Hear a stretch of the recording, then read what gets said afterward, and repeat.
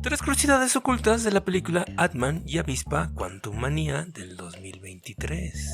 ¿Sabías que en una entrevista anónima, uno de los artistas de efectos especiales confesó que la calidad de los efectos especiales de esta película fue sacrificada a favor de la película de Pantera Negra Wakanda por Siempre del 2022? Y esto fue lo que dijo: en términos de prioridad, Wakanda Forever estaba definitivamente en la cima de la lista, así como también todo el dinero se destinó a esto, así como obviamente también se destinaron los mejores recursos a esa película. Así que dicho esto, desafortunadamente se nota que usaron ciertas cosas para encubrir el trabajo incompleto de estos artistas, donde se dice que se hicieron ciertos recortes de escenas para no mostrar tanta acción y sobre todo tantos efectos especiales. Y esto fue porque desafortunadamente no hubo el tiempo necesario para poder renderizar todo, así como también hubo muchas tomas que ya se tenían hechas, simplemente se recortaron. En pocas palabras, se recortaron y alteraron escenas simplemente para ahorrar dinero, tiempo y renderizado, y de paso encubrir este hecho, aunque realmente, siendo sinceros, creo que la mayoría de la gente se dio cuenta de esto. Número 2. En una entrevista, el director Peyton Reed habló sobre la película nunca realizada de los Cuatro Fantásticos,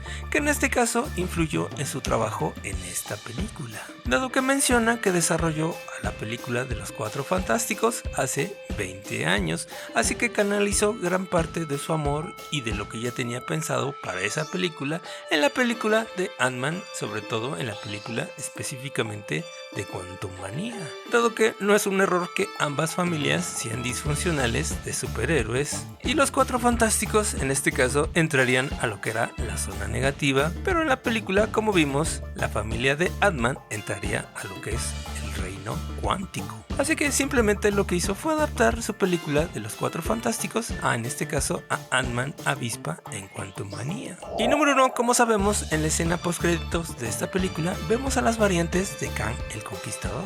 Y en este caso podemos ver a Ramatut, el cual fue introducido en el cómic Cuatro Fantásticos 19 de 1963. También podemos ver a la variante Immortus, el cual se vio por primera vez en el cómic Avengers número 10 de 1964. También se puede ver en la toma al Centurión Escarlata, que en este caso lo vimos por primera vez en el cómic Avengers anual número 2 de julio de 1968. Y también en la toma podemos ver a la variante de Kang llamada el Chrono Monitor, que en este caso se vio por primera vez en el cómic Marvel Adventure Fantastic Four número 23 de agosto del 2007, que obviamente estaban planeados para salir en futuras películas, pero como van las cosas, yo lo dudo mucho.